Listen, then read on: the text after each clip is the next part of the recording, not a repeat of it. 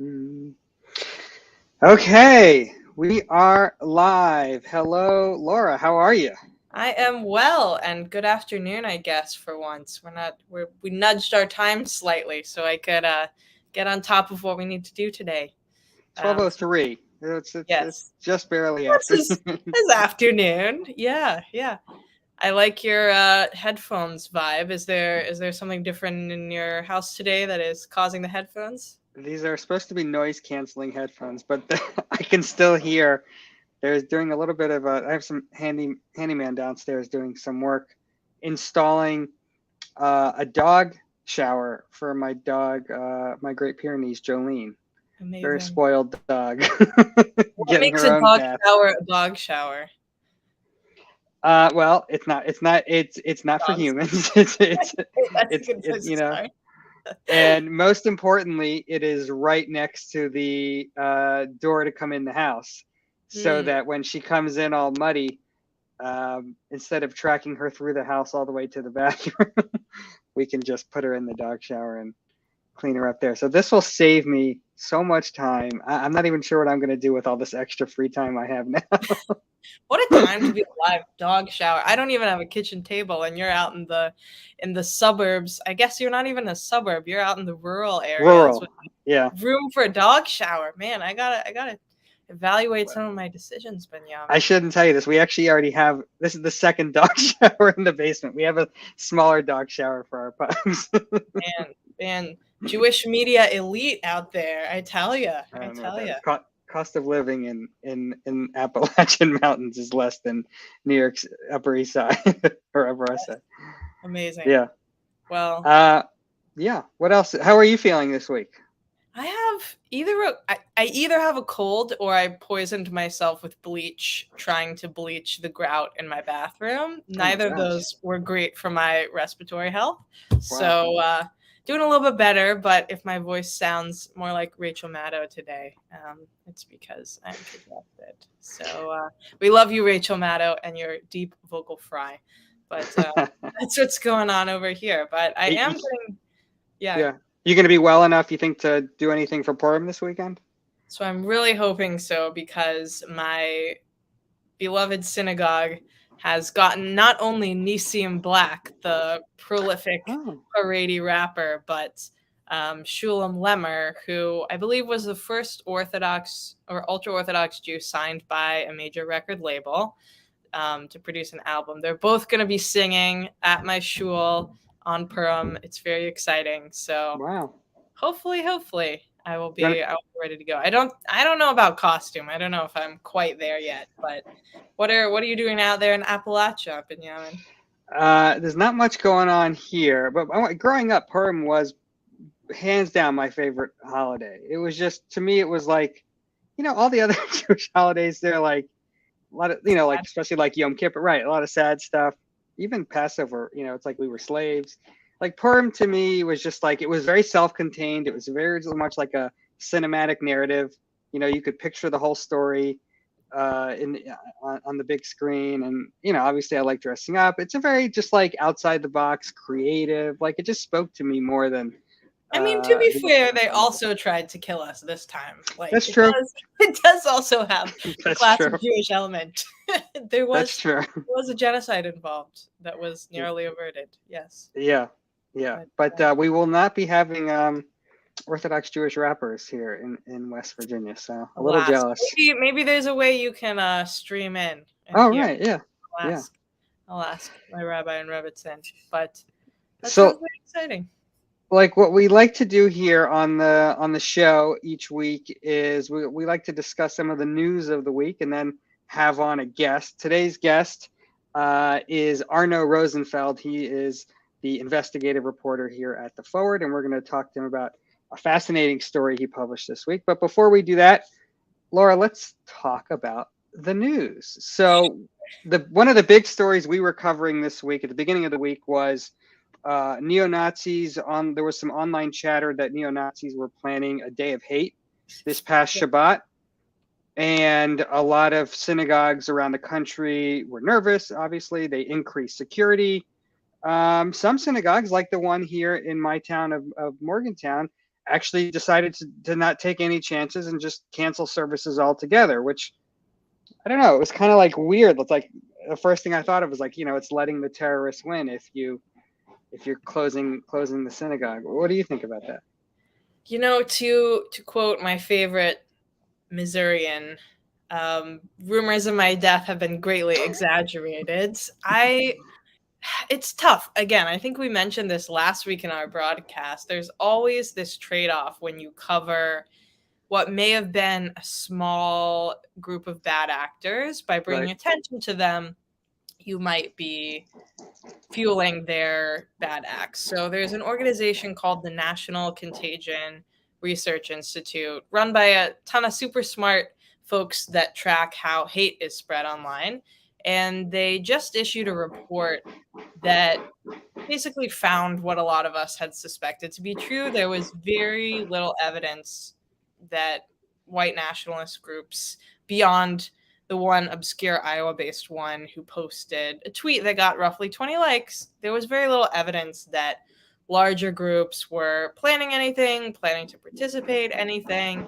And thankfully, there weren't any high-profile incidents that came out of this. And their conclusion was that by amplifying what they called low signal content, like these tweets or posts that didn't get a lot of engagement until people that opposed them started posting about it, they basically said that risks further increasing the threat level. And indeed, other outlets, major Jewish organizations, all were writing. I don't think we wrote like the sky was falling, but a lot of Jewish organizations wrote like the sky was falling. And I think a lot of Jews were very uneasy. Could not have covering this maybe prevented some of that? Maybe, but I don't know. What do you think, Benyamin? I have this issue every single morning when I'm putting together the Forward's morning newsletter, and I'm scouring the web for Jewish news, and I see, anti-Semitic flyers in this small town, and this swastika over here in this, neighborhood, and it's like, at some point, yes, it's a crazy, it's a crazy person doing something crazy, and you have to determine every day, I think, in the news business, what do we want to shine a light on? Are we making more out of it? I mean, obviously, any swastika is a bad swastika. There are no good swastikas, yes. But like every day, the Goyim Defense League, which we've talked about here on before, every day I see headlines that they're leaving anti-Semitic flyers in a different town.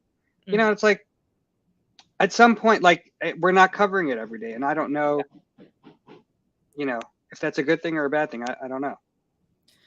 Yeah, no, I mean, there's also, I'm pretty cognizant of also the dual challenge that there are a ton of groups who draw attention to anti-Semitism, not for, I wouldn't say for nefarious or bad aims, but they do have a vested interest in making the threat appear larger than it is. So, it's something we are always very cognizant of here at The Forward. If you're watching now and have thoughts, feel free to leave a comment in the chat. Yeah. But definitely something to think of. But go ahead. Yeah, so one of the things that came out of this day of hate, which our colleagues at the Jewish Telegraphic Agency reported on, was that it actually increased not viewership, increased attendance at synagogue this week. People, maybe also some viewership for Zoom services. Right. And one of the things that took place right after Shabbos on Saturday night was, I think it was 3,000 Jewish teens gathered in Times Square. I think it was organized by Chabad. It was kind of to show we are here, we are strong. You can't scare us type of thing. It was a concert, and it was a very festive event. And at the event, they announced that they had just installed the first ever mezuzah in Times Square. And it was I'm kind of skeptical of that claim, but it's exciting either way. Yeah, it was at the American Eagle, the flagship American Eagle store in Times Square. They claimed that they put up the first mezuzah, which we had a great article on our site. Well, it depends what you consider Times Square, because which blocks are part of Times Square. And also, what do you mean by first? Because, as you pointed out, there's probably tons of other mezuzahs there. And I think there's a synagogue within the radius of Times Square also. Probably mezuzah there. But it was interesting actually when I was in Germany for my reporting trip recently. One of the major synagogues I was touring didn't have mezuzahs on a lot of the doors, and I learned, maybe this is something that as the resident rabbi's son, but if you have a Torah scroll or something like that, a room doesn't necessarily need a mezuzah in it. Someone posted on Twitter in response to my curiosity about that. So any halacha experts watching, feel free to weigh in. We'll have to have one of my rabbinic siblings come on one of these days and we can do an Ask the Rabbi session. Perfect. That sounds great. One more interesting news topic I want to cover before we bring in Arno. There were two stories this week that were just so funny, and it speaks, I think, to a larger trend. There was two movies that caught my attention. Two new movies. One was on, of all places, the Hallmark Channel, and full disclosure, my guilty pleasure is watching Christmas movies on the Hallmark. I love that for you, Benyamin. That's amazing. My DVR is overcrowded with Christmas movies I have yet to watch from the Hallmark Channel. But they are trying, as we've covered recently, they've been trying to diversify, and they've done a Hanukkah movie. They did a Hanukkah movie this past December, and I think they did one either a year or two ago, another Hanukkah movie. And so they're trying to diversify. And this to me was the most bonkers one. This was, I guess, sort of timed to Valentine's Day, but it aired just a few days ago. It was a romantic comedy, and it starred a Jewish art teacher who built a clay sculpture of her ideal man, and it came to life like a golem. The whole movie was about a real life golem, and it was a romantic comedy. And if you would have told me romantic comedy, golem, Hallmark Channel, I never would have believed you. Oh my gosh. And just for viewers that are unfamiliar, what is a golem? A golem, I used to read a comic book when I was a kid called Mindy and the Golem. It's a clay statue. I think that the Jewish mystics believe you could have it come to life, and it's almost like a giant statue come to life. Cool. And so the other movie that caught my attention, and I'm wondering if there's a trend here, is that there's this movie, a new movie in theaters, about a Holocaust. It's actually based on a true story about a Holocaust survivor, and he is not very sociable. He just likes to hang out at home all day, and his son gets him an iPhone. And he goes to these classes where he learns how to use his iPhone, and it opens up his whole world. And he just becomes like a much happier guy later in his life. And like I said, it's based on a true story. But it just got me thinking, like, is there such a market?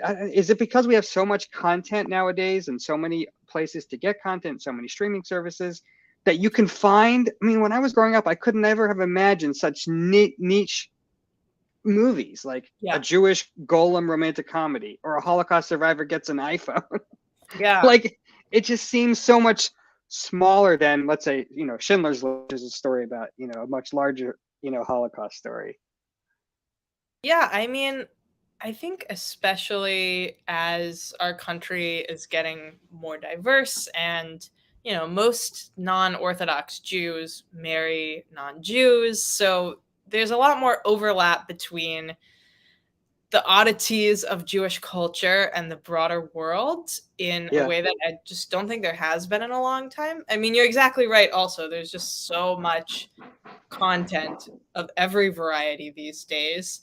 But I think there's still kind of a fascination with, like, Judaism feels familiar to a lot of American Christians, but it has this kind of weird element to it. And I don't know. I mean, I also wonder how much Apple paid for the product placement to get a whole movie about a man's life being improved by his iPhone. Man, that can counter a lot of negative press they've gotten in the past years. But we've covered a lot in the forward, a lot of the movies about Jews made by non-Jews are often very kitschy, or my least favorite word, but problematic. And seems like there are two that are kind of fun and interesting. So more the merrier, I guess. Yeah. So speaking of, I'm going to try to segue here. Speaking of something Jewish on TV, I want to bring in Arno Rosenfeld, our investigative reporter, enterprise reporter. How are you, Arno? Good. Glad to be here. Thanks for having me.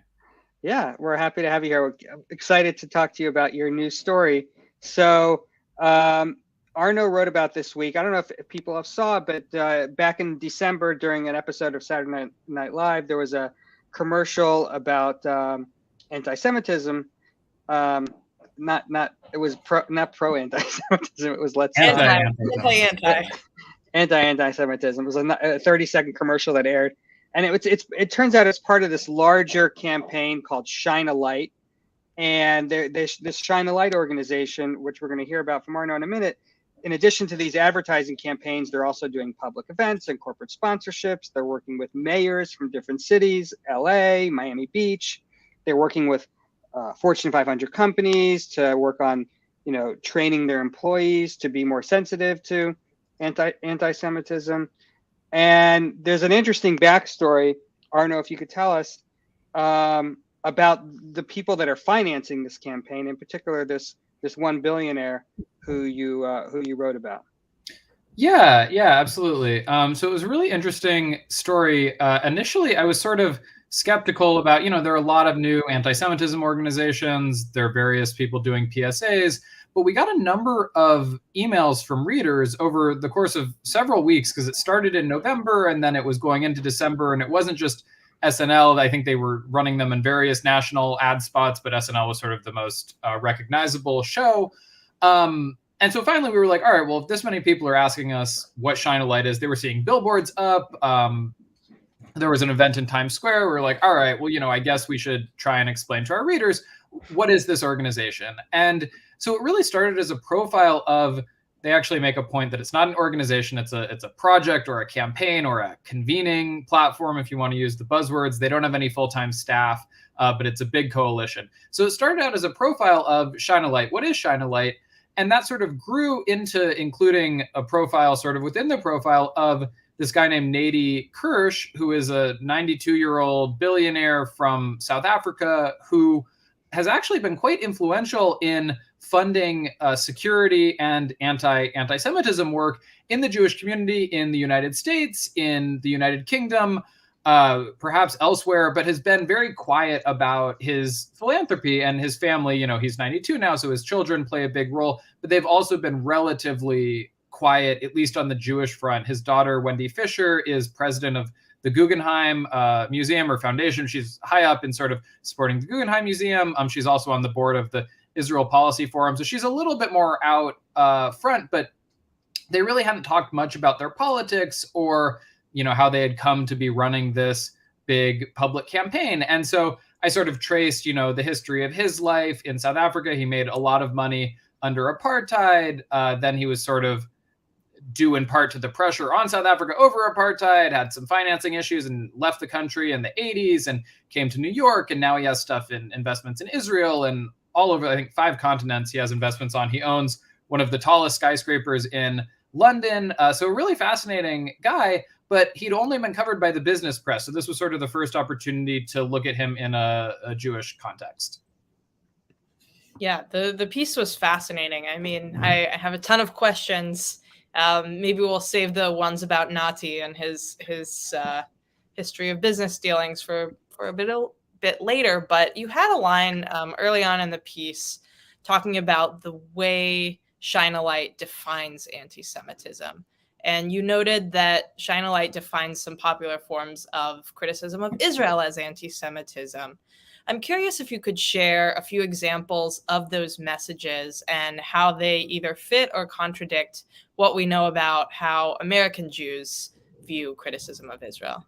Yeah, so it's pretty standard in the Jewish establishment. So when you're thinking about groups like the American Jewish Committee, the ADL, to consider anti-Zionism anti-Semitic. And people don't agree on exactly what anti-Zionism is, but that's a pretty popular stance. And so Shine a Light does take that stance. They use the IHRA definition of anti-Semitism, which again is very popular. But they go further than some of these other groups on two specific terms. One is the idea that, you know, Israel is an apartheid state or guilty of apartheid or committing apartheid.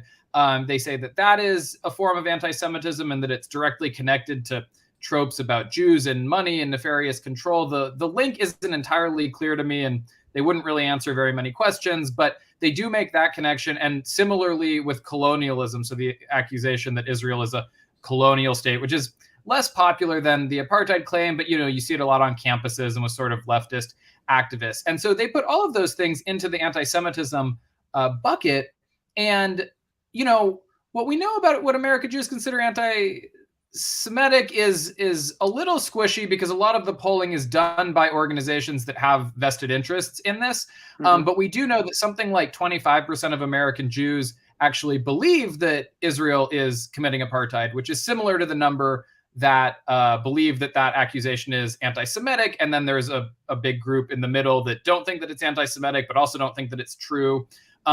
I don't think there's been any polling on colonialism, but it does clash a little bit with what American Jews, you know, report about their views. It also clashes a little bit with some of the coalition members. So they built this very big tent in the world of anti-Semitism advocacy, bigger than some other coalitions, like the Combat Anti-Semitism Movement has hundreds of member organizations, but they skew a little bit to the right. This one had the Reform Movement, it had the Reconstructionist Movement. The Reconstructionists, who are really the furthest left of the major denominations when it comes to Israel. I spoke with their Israel director, and he said, you know, he disagrees with the apartheid claim, but to just say blanket, it's always anti-Semitic to make that accusation, you know, he wasn't comfortable with. And that's coming from a, you know, member of their coalition. So it just shows how tricky it is to like come up with an anti-Semitism campaign that can include the entire Jewish community. Yeah. Right.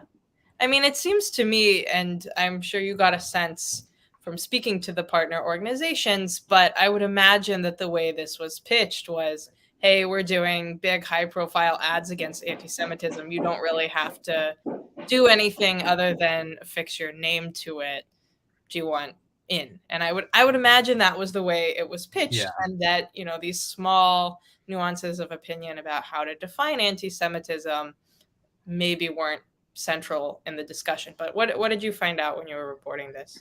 Yeah, that seemed pretty accurate to me. I mean, Reconstructing Judaism, which is what they call the Reconstructionist movement, was the most open about how they came to be involved. And the Israel director told me Shine a Light actually started in November 2021. So this was its second year, but I don't think they did television advertisements in the past. So this was a much bigger public campaign this year. And when the first time a lot of people noticed it, and he said, yeah, you know, we got an email in the fall of 2021. They said, do you want to join this thing? We looked at who else was participating. Exactly like you said, you know, looked good to us. Like, we don't like anti-Semitism.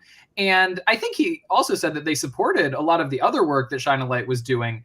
But yeah, he said, you know, okay, well, having seen this video that, you know, I sent them with the apartheid claim, he said, yeah, we might want to take another look at our involvement, or we might want to ideally reach out to them and see if we can have a constructive dialogue about including, you know, our perspective on anti-Semitism. But I think it speaks to this larger trend among Jewish organizations, that the organizations that want to include anti-Zionism, apartheid, etc., under the banner of anti-Semitism that needs to be stopped, they're really forceful about doing that. They really, you know, they run campaigns trying to get colleges and universities and city councils and state legislatures and, you know, members of Congress to support that conception of anti-Semitism. The groups like Reconstructing Judaism, like the Reform Movement, which wouldn't talk to me about their involvement with Shine a Light, they're a bit more skeptical of doing that, but they aren't running campaigns opposed to that. So they're not going to typically come out against those campaigns or against those lobbying pushes. It's just that when you ask them about it, they're going to say, we're not so sure. And they might put out a statement that says, we're not so sure, but that's not where they're spending their capital. And so, you know, the folks who do believe in that understanding of anti-Semitism sort of get to rule the day. I'm curious your thoughts on, you know,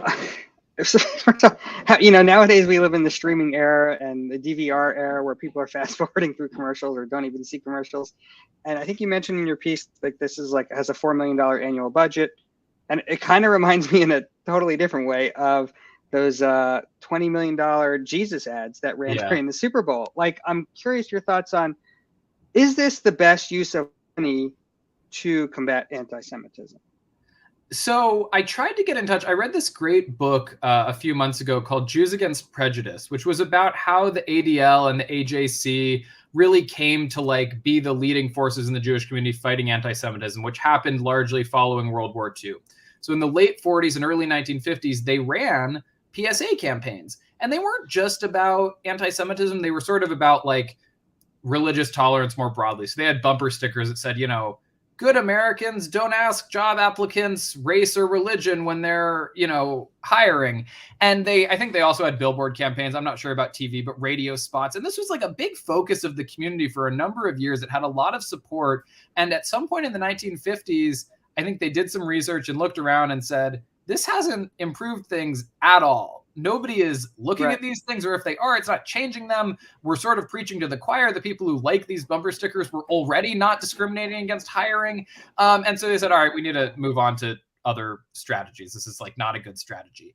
And, you know, that's been what now, 70 years on, you're seeing a resurgence of these PSAs. You have Jubalong, which our colleague Mira Fox wrote a great piece about last year, running, you know, these billboards about how anti-Semitism isn't cool. You're seeing a lot on social media, people posting.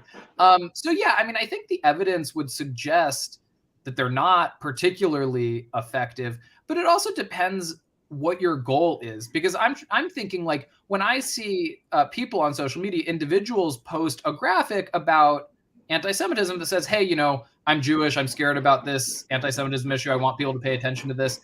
I think that resonates with people a little bit more because they know who's behind it and they can say, oh, that's my friend, or that's a journalist I follow, or something like that. Like, okay, this is something I should pay attention to. When it's a TV ad, though, I think we're all sort of attuned to ignoring TV ads because it's somebody trying to sell us something, you know, whatever. Right. A car, a hamburger. Yeah. So it's sort of like, okay. So yeah, you know, I don't know the answer, but I am certainly skeptical. It reminds me of, I'm not sure if you guys have seen those, I think it's called like Pass It On organization. I was saying it's those values. So it has like a picture of Jackie Robinson and it'll say like perseverance, pass it on. And it's some wealthy guy who wants to put up billboards encouraging people to like be nice to each other. And it's like, all right, but like, is that really the best use of his money? I don't know. I mean, that's for him to answer, but yeah, it's a new-ish phenomenon with a long history, and I'm skeptical. Yeah.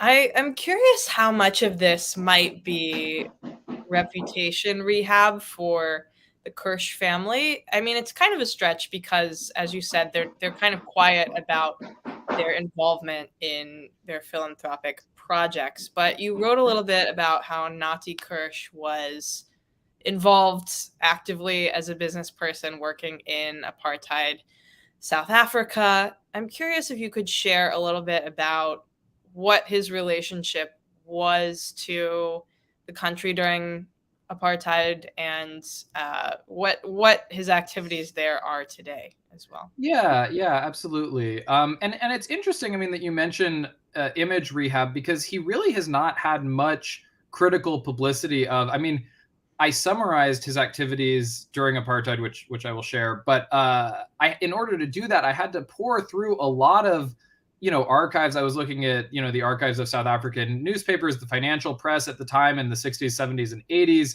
I was looking at books that came out in the 80s that looked at companies' involvement in apartheid.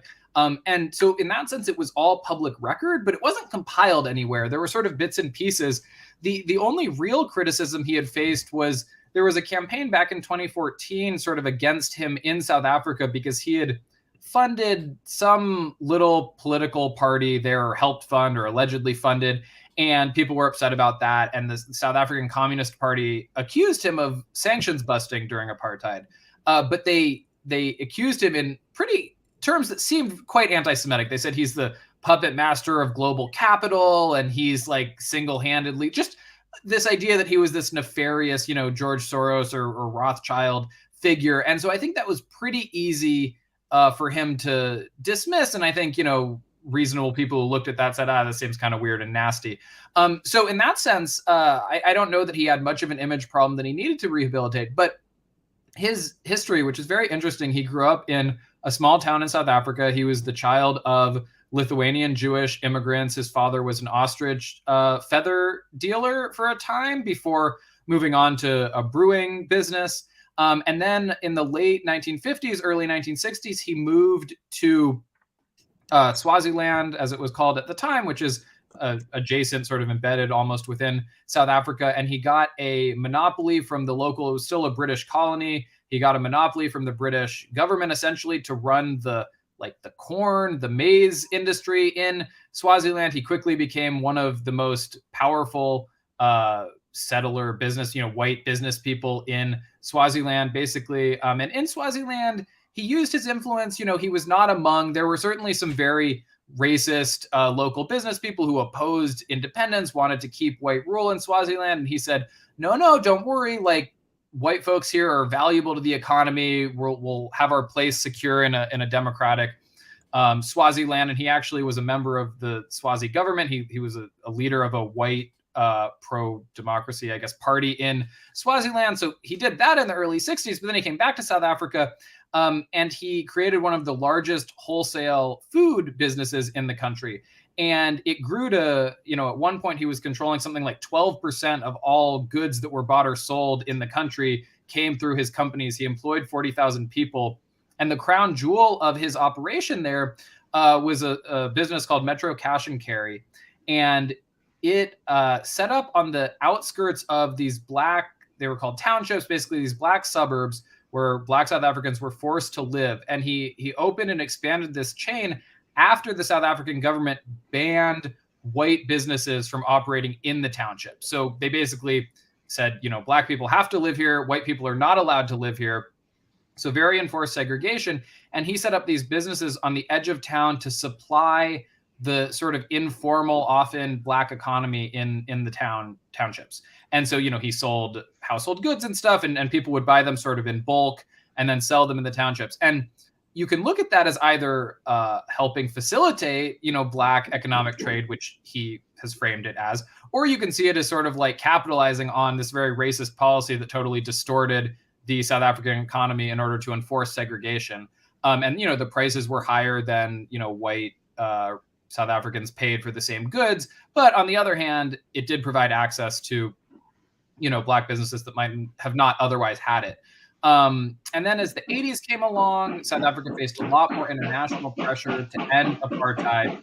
And Nadi Kirsch moved some of his business operations or opened new businesses in factories in Swaziland, which was not subject to sanctions, in order to sort of evade the export sanctions. So it's like, if you were selling T-shirts from South Africa, those would either be banned or face various restrictions. But from Swaziland, which was a black government, you were allowed to export them. And so, he located some of his businesses there, I think, for that purpose. But, on the other hand, some businesses just lied. They had a factory in South Africa, but they said, I'm going to stamp all of this stuff made in Swaziland. But he actually, put factories in Swaziland. So in that sense, my editor on the story was asking, like, was that evading sanctions or is that complying with sanctions? And scholars at the time seemed to think it was evading, and he was followed by other businesses. But it's an interesting question. And so that's, one example of how his legacy was sort of complicated and mixed. Similarly, at the time, he criticized the apartheid government, but not exactly in moral terms. He said, they're mishandling the economy. He also seemed to be concerned that if apartheid was not ended, it would lead to a revolution, which was a fear of a lot of white South Africans who were not supportive of particularly the most racist elements of apartheid, but their main concern seemed to be that there's going to be like a black revolt and, white business is going to be disrupted and, white people are going to be threatened. And so, again, it's hard to know what bucket to put that in. Is that anti-apartheid in the way we think of it now, or is that like something unique to the era? So that's, what he did in South Africa. And then he, in the mid 80s, relocated to New York, ran sort of a similar business doing wholesale trade to bodegas. And he now owns Jetro, which is apparently the largest supplier to New York City's bodegas and to similar like small markets, liquor stores, et cetera, around the country. So that's the current underpinning of his $7 billion plus in wealth. This is all fascinating stuff. I want to encourage people who are watching to check out Arno's article. I put a link to it in the comments. Arno, before we let you go, I wanted to ask you one more question. And again, I apologize. They're doing some construction in my basement. Yeah. If we could just take a step back and just from like a 30,000 foot view, you are, an enterprise reporter. You do these long stories where you can often spend a month or two investigating something. How do you choose? I mean, that's like a big chunk of time. How do you choose, okay, this is what I want to devote the next 2 months to? A, and B, the follow-up question is, are there times where you start going down a rabbit hole for a week or two and you realize, oh, the crap, there's not a story there, and come back out of that rabbit hole? Yeah, absolutely. No, it's a good question. And I think that the editors, one message we get is that in some sense we are similar to our readers in terms of the audience that we're serving. So if we find something really interesting and exciting and notable, and we're eager to tell our coworkers about it, that's probably something that our readers are going to be interested in too. And so in that sense, we're pretty free to sort of follow our interests. And, this was something that was interesting to me. And so it made sense to dive down. In terms of whether I go down rabbit holes that don't lead anywhere, absolutely. I would say it becomes pretty clear within, it's rare that I would spend 2 months on something and then have it materialize as nothing. It might be less than I thought it was going to be, but it'll be something. But to give a recent example, over Hanukkah, I was thinking about, I was in the Target in DC and I saw they had a huge Hanukkah section. And I was thinking there are only a handful of really Jewish population centers in the country. I wonder if they have all of this merchandise I used to live in North Dakota. Like, does the North Dakota Target have a big Hanukkah section? Do they have like an end cap? There are cities with probably literally no Jews, maybe 5 Jews. They can't all be buying their menorahs at Target. So I was like, well, that would be an interesting data project. Let me look at all the Targets in the country, map, their Hanukkah items that they have in stock to the Jewish population. And it turned out basically that Target wouldn't disclose where they were selling Hanukkah merchandise. I couldn't pull a list of all of the Hanukkah items, and I couldn't get county level or zip code level Jewish population data, because it doesn't really exist in a reliable manner. So that was I spent a couple of days while I was doing other things, sending off emails and poking around, and I was excited about it, but I pretty quickly realized there's nothing there. So yeah, it definitely happens, but I am glad that I have sort of the freedom to follow my nose in that respect. Yeah. Again, if you haven't read Arno's article, I highly recommend it. There's a link in the comment section. Arno, thank you so much for taking the time to chat with us today. Yeah, absolutely. Thank you both. Yeah, thank you, Arno. Before we wrap up, we like to close our show each week. Your favorite section. Giving an award to the Nudnik of the week and the Tzaddik of the week, or our wins and fails, so to speak. Why don't you go first, Laura? Yeah, so because Purim is coming up, as we already mentioned, I have to go with Haman for the Nudnik of the week. It was a last-minute addition, but he's the perennial villain of the Purim story. He tried to outwit the Jew in the court, Mordechai, and was unsuccessful thanks to Mordechai and Esther. We have delicious cookies named after his pocket, Hamantaschen. Yeah. He is the Nudnik of the week for sure. Although the Hamantaschen are good, I was actually just ordering some. That's why he's of the week. It's the holiday. It turned into a good thing for our culinary history. Yeah. So now you're making me rethink my tzaddik of the week. I could say Esther. You could. That's implicit. That's implicit. But I did have one. It was announced this week that apparently 4 years ago, the estate of Justice Ruth Bader Ginsburg created a Woman of Leadership Award. It's been given 3 times previously. Queen Elizabeth was a recipient before she passed away. And they announced this week that the recipient of this year's prize of the Justice Ruth Bader Ginsburg Women of Leadership Award is going to Barbara Streisand for her charitable work that she does, and just for her philanthropy in general, and for her work for voting rights, climate change research, racial and gender equality. So congrats to Babs. We should point out, full disclosure, Barbara, I can call her Babs, is one of the funders. Miss Streisand Rebbitzin is one of the funders of our Playing Anne Frank podcast. And that's a good plug. If you haven't checked out, all 7 episodes are now live. The go to podcast is wonderful. Yes. Playing Anne Frank. It is such a treat. It's such a delight. I listen to it on my morning walk, and it's just like fun things you would never have learned before. You think you know about Anne Frank, but there's so much more. And our colleague Adam Langer, who did basically everything you can think of for this podcast, conceived of the idea, produced it with help from colleagues, narrates it. His voice is very soothing. Very soothing. He should get into the audiobooks business. Yeah, great job, Adam, and the rest of the team that helped with that. It's a really phenomenal podcast. And thank you, Babs, apparently, for helping underwrite it. Yeah. Perfect. It's always, all right, so that is our show for this week. Check out Arno's article and all the other articles that we're posting at forward.com. You can read my morning newsletter, Forwarding the News, if you're not already a subscriber. Anything else you want to add, Laura?